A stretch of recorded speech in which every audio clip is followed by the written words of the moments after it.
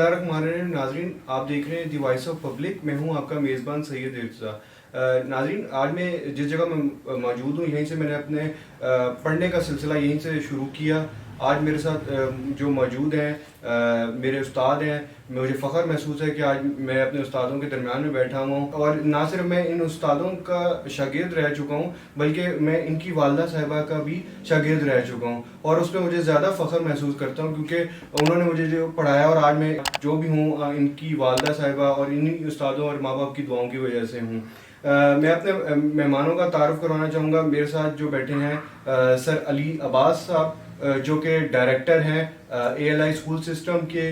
इसके अलावा ये national association of private school के इंफॉर्मेशन सेक्रेटरी भी हैं। सर, आपका सबसे पहले बहुत बहुत शुक्रिया कि आपने प्रोग्राम में तशरीफ़ लाए। मेरे दूसरे मेहमान जो हैं सर अली अजीम साहब, जो कि अल मुस्तफ़ा एकेडमी और इस्लामाबाद बिल्डर्स के डायरेक्टर हैं। मैं अपने दोनों मेहमानों को खुशामदीद कहता हूँ। आप लोगों का बहुत बहुत शुक्रिया। जी सर अब्बास साहब, मैं आपकी तरफ आता हूँ और सवाल ये पूछता हूँ कि आप शोबा तदरीस में कब से हैं?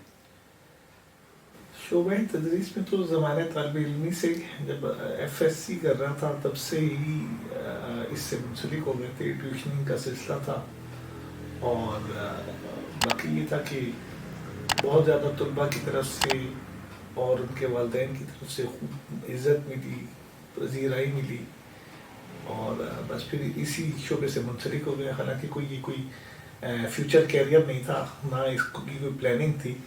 तो भारत इस शोबे का अभी तक अल्लाह का शुक्र है कि बहुत अच्छा सिलसिला चल रहा है, और बढ़ा रहे हैं, इज़्ज़त है अल्लाह का।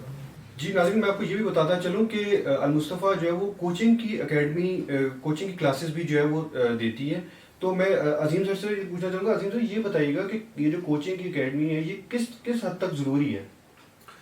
सबसे पहले तो इर्तज़ा, आपका बहुत शुक्रिया कि आप तशरीफ़ लाए, स्पेशली जिस मौजू का इंतखाब किया एजुकेशन के हवाले से। तो नॉर्मली एक तो ये बहुत अच्छा ऐसा इक़दाम है आपका। दूसरे नंबर पे आपने कहा कि कोचिंग एकेडमीज़ क्यों ज़रूरी हैं। कोचिंग एकेडमीज़ ज़रूरी नहीं हैं, मैं ये नहीं कहूँगा। जाहिर सी बात है, अगर एक बच्चे को अच्छी स्कूलिंग मिल जाती है और वो अपना बहुत से कोर्स को सुबह स्कूल टाइम में कवर कर लेता है, तो ये ज़रूरी नहीं है कि लाजमी ही कोचिंग ली जाए।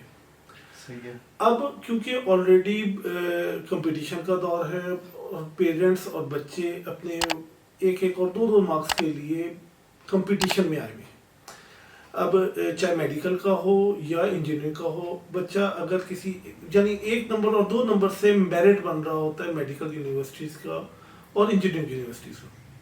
इस वजह से पेरेंट्स भी और बच्चा भी कोशिश में लगा हुआ होता है कि उसके मार्क्स बेहतर से बेहतर आ सकें। और ये कतई नहीं है कि एकेडमी में कोई नालायक बच्चा एकेडमी में आता है। एकेडमी में नॉर्मली वो बच्चा आता है जो कि पहले से ही ग्रूम्ड होता है, बहुत हद तक अवेयर्ड होता है। उसे पता होता है कि मैं इस टाइम 60 और 70% पे हूँ, और अब मैंने इससे अपनी परसेंटेज को 5 to 10% बेहतर करना है। तो इस वजह से मार्क्स की बेहतरी के लिए स्टूडेंट्स नॉर्मली कोचिंग एकेडमीज का रुख करते हैं। अच्छा सर, आप नई नस्ल की किस तरह की तालीम को ज़रूरी समझते हैं? नई नस्ल की तालीम के लिए मैं यही कहूँगा कि नंबरों की दौड़ में भागने के बजाय अगर स्टूडेंट्स अपनी सेल्फ ग्रूमिंग पे भी तवज्जो दें। ज़रूरी नहीं है कि सिर्फ एजुकेशन आपको बुक्स के अंदर ही मिले। आप जब माशरे में मूव करते हैं, आप लेट्स सपोज क्रिकेट ग्राउंड में है या किसी स्पोर्ट्स के में, वहाँ पे भी आपको एजुकेशन मिल जाती है। तो अपने आप को सेल्फ ग्रूम करें, और अगर आपके अंदर कॉन्फिडेंस ही नहीं है बात करने का, अपना मकसद ही आप आगे बयान नहीं कर सकते, तो फिर उन किताबों का मकसद है आपकी तालीम को बढ़ाना। और ग्रूमिंग जो आपकी ग्रूमिंग है वो आपको मुआशरे में आगे लेकर जाएगी। आपके अंदर कॉन्फिडेंस आना चाहिए, आपको बात करने का तरीका पता होना चाहिए। और मैं यही कहूँगा कि अपने कैरियर का इंतखाब एजुकेशन के दरमियान ही कर लें कि आपने क्या करना है, और फिर जो मकसद आपने अपने माइंड में बनाया हो, फिर उस मकसद को अचीव करें। جی سر میں آپ کی طرف آتا ہوں. عباس صاحب یہ بتائیے گا کہ آپ کافی عرصے سے شعبہ تدریسی سے منسلک ہیں. مجھے یہ بتائیے گا کہ ایجوکیشن سسٹم ہمارے ملک پاکستان میں ایجوکیشن سسٹم کون سا بہتر ہے؟ ایجوکیشن سسٹم ہمارے ملک کے لحاظ سے تو اگر آپ میڈیم کے حوالے سے بات کر رہے ہیں تو وہ جو نظام چل رہا ہے ایریا ٹو ایریا ویری کر رہا ہے، اور تمام نظام اپنے لحاظ سے اگر دیکھا جائے تو بہترین ہے، اور لیکن اس میں جہاں امپروومنٹ کی ضرورت ہے وہ کریکولم کے کانٹینٹس میں ہے. وہ کانٹینٹس تھوڑے سے اس میں جدت کی ضرورت ہے، ایک لیٹسٹ اس کے اندر کوئی لے کر آ جائے. اور باقی نظام کوئی بھی ہو اگر تو اس سے شعور میں اضافہ ہو رہا ہے تو وہ کسی بھی طبقے کے لیے بہترین نظام ہے. اور یہاں پر جو لیک کر رہے ہیں وہ صرف اور صرف ہم ایک جو کنونشنل ایجوکیشن کا ہم نے ایک طریقہ کار رکھا ہوا ہے اس کو تبدیل کرنے کی ضرورت ہے.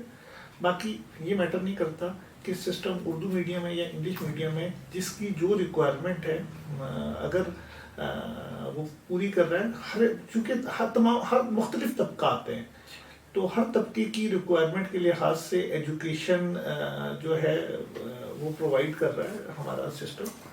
تو میرے نزدیک یہ تمام ایریا کو کور کر رہا ہے. سر ملک پاکستان میں تعلیمی نظام کی زبوحالی کی کیا وجوہات ہیں؟ یہاں پر زبوحالی کی وجوہات خود یہاں کے لوگوں کا تعلیمی میں دلچسپی کی کمی ہے، اور جب لوگوں کو تعلیم کا شوق نہیں تو پھر جو ہمارے حکمران ہیں وہ بھی اس کے اوپر کم فوکس کیے ہوئے ہیں. تو یہ وجہ ہے کہ جب لوگوں کو ایک اس چیز کا ایک شعور آ جائے گا کہ ہاں جی ہمیں کس چیز کی زیادہ ضرورت ہے، تو پھر آپ دیکھیں گے جب تعلیم کی اہمیت بڑھ جائے گی تو یہ معاملہ خود بخود ختم ہو جائے گا. سر یہ جو پرائیویٹ ادارے ہیں جتنے بھی ہیں ان کو اس سسٹم کو آپ کس جگہ پہ دیکھ رہے ہیں؟ آپ کا سوال یہ ہے کہ پرائیویٹ ایجوکیشن سسٹم یا اسکولس کو کی کیا کنٹریبیوشن ہے ہمارے تعلیمی نظام میں. تو اس میں کہوں گا ایک بہت بڑی خدمت سر انجام دے رہے ہیں تمام پرائیویٹ تعلیمی ادارے. ایک تو یہ کہ ہمارے ملک کا تقریباً 50% سے زیادہ جو بوجھ ہے ہمارے خاص طور پہ جو اسکولز ہیں وہ پرائیویٹ تعلیمی اداروں نے وہ بوجھ اٹھایا ہوا ہے، جو کہ گورنمنٹ کی ذمہ داری بنتا ہے عام لوگوں کو تعلیم دینے کا. اور وہ بھی اتنے کم وسائل میں اتنی بہترین ایجوکیشن دے رہے ہیں کہ یہ ان کو سیلیوٹ جاتا ہے. باقی جہاں تک ہے میں اس کی ایک سادہ سی اگزامپل دیتا ہوں. کل میں نیوز پیپر پڑھ رہا تھا تو وزیر اعلیٰ پنجاب نے منظوری دی ہے چکوال میں ایک اسکول کی جس پہ لاگت آ رہی ہے تقریباً 448 ملین کی. تو یہ صرف ایک تعلیمی ادارے کا ہے، جبکہ اتنے ہی خرچے میں آپ یہ سمجھ لیں کہ پورے ضلع چکوال میں جو سینکڑوں اسکول ہیں وہ اس سے کم سرمایہ کاری میں سینکڑوں اسکول بہترین وہاں پر ایجوکیشن دے رہے ہیں. تو اس چیز سے اندازہ لگا لیں کہ گورنمنٹ کو ایک ادارہ قائم کرنے پر ایک خطیر رقم لگانی پڑ رہی ہے، جبکہ اسی کے پیرالل پرائیویٹ ادارے اس سے بہت کم سرمایہ کے ساتھ بہت اچھی تعلیم بھی دے رہے ہیں، بہت اچھے رزلٹ بھی دے رہے ہیں. تو اس لیے باقی آج سے 2 ایئرس پہلے جب پرانی گورنمنٹ تھی ایک میٹنگ تھی اس میں بلکہ وزیر اعلیٰ وفاقی وزیر تعلیم یہ کوئی بریفنگ دی جا رہی تھی کہ گورنمنٹ کا ایک طالب علم کے اوپر تقریباً 10,000 روپیز پر منتھ ایکسپینڈیچر آ رہا ہے. تو آپ اس چیز سے اندازہ لگا لیں کہ پرائیویٹ تعلیمی ادارے تو بڑی مناسب اس میں بہت اچھا ہے ان کے لوگوں کو سہولیات دے رہے، مطلب اچھا رزلٹ پروڈیوس کر رہے ہیں. ہماری جو گورنمنٹ ہے وہ یکساں تعلیمی نظام کے اوپر کام کر رہی ہے اور انشاءاللہ شاید اگلے سال وہ لے آئے گی تعلیمی نظام. تو کیا یہ سود مند نہیں ہوگا؟ نہیں، ارتقا ایسا ہے کہ یکساں نظام تعلیم کسی بھی طور پر ہماری سوسائٹی میں فٹ نہیں بیٹھ سکتا، ممکن بھی نہیں ہے. یہ یکساں نظام تعلیم کے لیے کی جگہ نا اگر آپ یہ کریں کہ یکساں آپ فیسلٹیز جو مطلب ایک اسٹوڈنٹ ہے جو کہ بلوچستان میں ہے یا گلگت سکردو میں ہے، مختلف ریموٹ ایریاز میں جو طالب علم ہیں، ان کو اگر ایک ہی طرح کی انوائرمنٹ دے دی جائے، انہیں ایک اساتذہ دے دیے جائیں، انہیں انفراسٹرکچر دے دیا جائے، تب جا کے ممکن ہوگا۔ اگر یہ انفراسٹرکچر نہیں دیا جا رہا تو اس کو آپ کسی صورت یہ نہیں کہہ سکتے کہ یہ یکساں نظام تعلیم ہے۔ ہاں البتہ اس کے لیے یہ کوشش کی جا سکتی ہے، آپ ان کے کانٹینٹس تمام کے تمام سلیبس کریکولم کو جو پہلے بھی گورنمنٹس نے کانٹینٹس دیے ہوئے ہیں، تو اس لیے میرے نظر میں یہ ممکن نہیں ہے کہ گورنمنٹ، چونکہ یہ ڈیولپنگ ہم کنٹریز میں ہیں اور اتنا اس کے لیے شاید پورے ملک کا بجٹ بھی اگر رکھ دیا جائے تب بھی ممکن نہیں ہے کہ یکساں نظام تعلیم پاسبل نہیں ہے۔ جیسا کہ میں نے بتایا کہ آپ national association of private school Pakistan کے آپ انفارمیشن سیکرٹری ہیں، پرائیویٹ اسکولوں کے بارے میں یہ پرسیپشن رکھی جاتی ہے، یہ کافی زیادہ امیج بیٹھ چکا ہے کہ وہ ان کی فیس بہت زیادہ ہے، آپ اس بارے میں کیا کہتے ہیں؟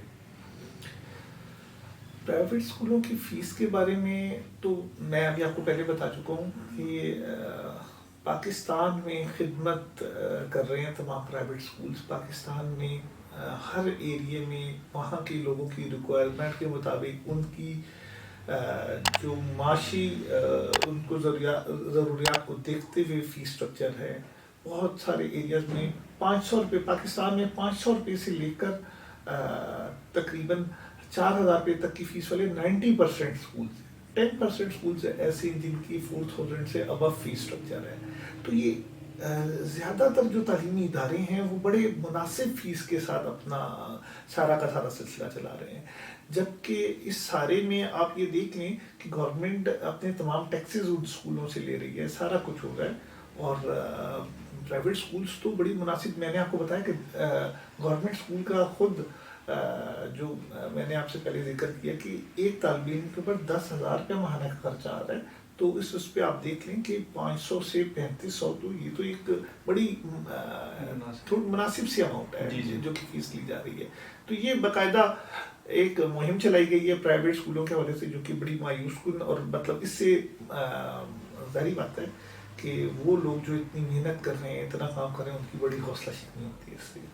چلیں سر، اب آپ سے ایک سوال پوچھتے ہیں، تھوڑا سا یہ ہے کہ سخت نہ ہو جائے، ایک تعلیمی اداروں کو رفاہی ہونا چاہیے یا بزنس اورینٹڈ؟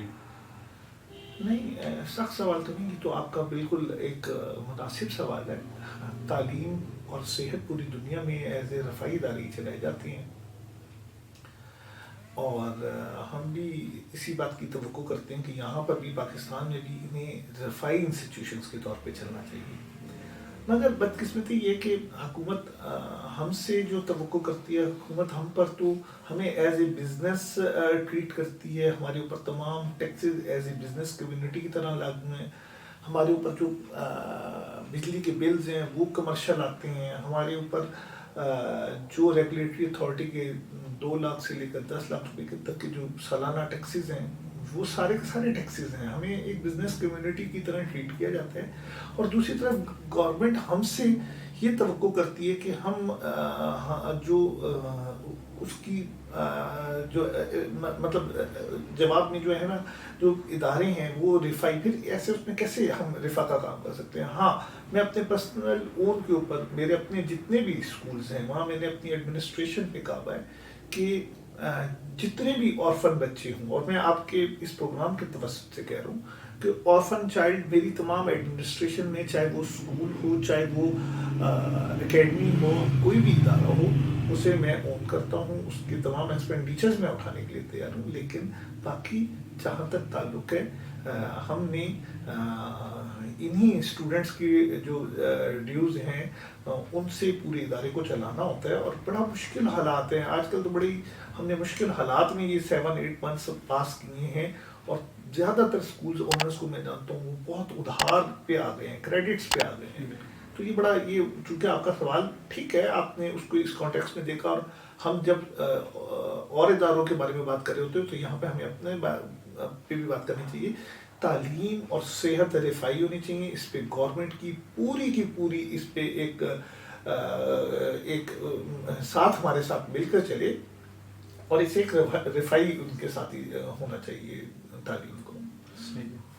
سر آپ نے ایک بہت اچھا ایکسپلین کیا, کیونکہ میرے ذہن میں جو آ رہا تھا آپ نے کافی اچھا ایکسپلین کیا. آخر میں سر ہمارے چینل کے تھرو کوئی میسیج دینا چاہیں گے آپ؟ میسیج میرا یہ ہے کہ میں والدین کو میسیج دینا چاہوں گا کہ طلباء کو تو کلاس میں دیتے رہتے ہیں اور اس کے علاوہ اور فیس بک پہ لکھتے بھی رہتے ہیں مختلف آرٹیکلس وغیرہ. والدین کو ایک میسیج ہے کہ اگر وہ چاہتے ہیں کہ ان کا بچہ اسٹڈیز میں آگے بڑھے اور چاہتے ہیں کہ وہ پڑھنا چاہتا ہے تو وہ خود پڑھنا شروع کرتے ہیں. اصل میں ہمارے سوسائٹی کا المیہ یہ ہے کہ جب ہم اپنی ایجوکیشنل لائف سے ہٹتے ہیں تو ہم کتابوں کا سلسلہ منقطع کر دیتے ہیں. سال میں ایک بک پڑھیں لیکن پڑھنے کی ہیبٹ ڈالیں. آپ خود جب پڑھ رہے ہوں گے تو آپ کے بچہ آپ کو دیکھ کر وہ بھی پڑھے گا. تو بک نہیں اگر سال میں پڑھ سکتے آپ اخبار پڑھیں. بچوں کے سامنے جب آپ پڑھنا شروع کریں گے تو بچے کے سامنے ایک بک کی اور پڑھنے کی اہمیت اس کے سامنے اجاگر ہوگی. تو کتابوں سے باہر بھی جو ہمارے نیوز پیپر ہیں, میگزینز ہیں, بکس خریدیں. بکس خرید کر جو آتھرز ہیں ان کی حوصلہ افزائی کریں. تو یہ میرا پیغام ہے. سر بہت بہت شکریہ آپ دونوں مہمانوں کا میرے پروگرام میں تشریف لانے کا. امید کرتا ہوں آپ لوگوں کو بھی آج کا پروگرام پسند آیا ہوگا. جس طرح ان ٹیچرز نے کہا ہے کہ نمبروں کو نہ دیکھیں, نمبروں کے ساتھ ساتھ گرومنگ پہ بھی فوکس کریں. ایجوکیشن سسٹم ہمارا اسی وجہ سے جو ہے وہ تباہ ہوتا جا رہا ہے کہ ماں باپ اور جو ہیں جو دوسرے ایون کے جو لوگ ہیں دوسرے, وہ بھی نمبروں کو ہی دیکھتے ہیں کہ بچے کے کتنے نمبر ہیں. گرومنگ پہ فوکس نہیں کیا جا رہا. مجھے اور میری ٹیم کو اجازت دیجیے گا. اللہ نگہبان.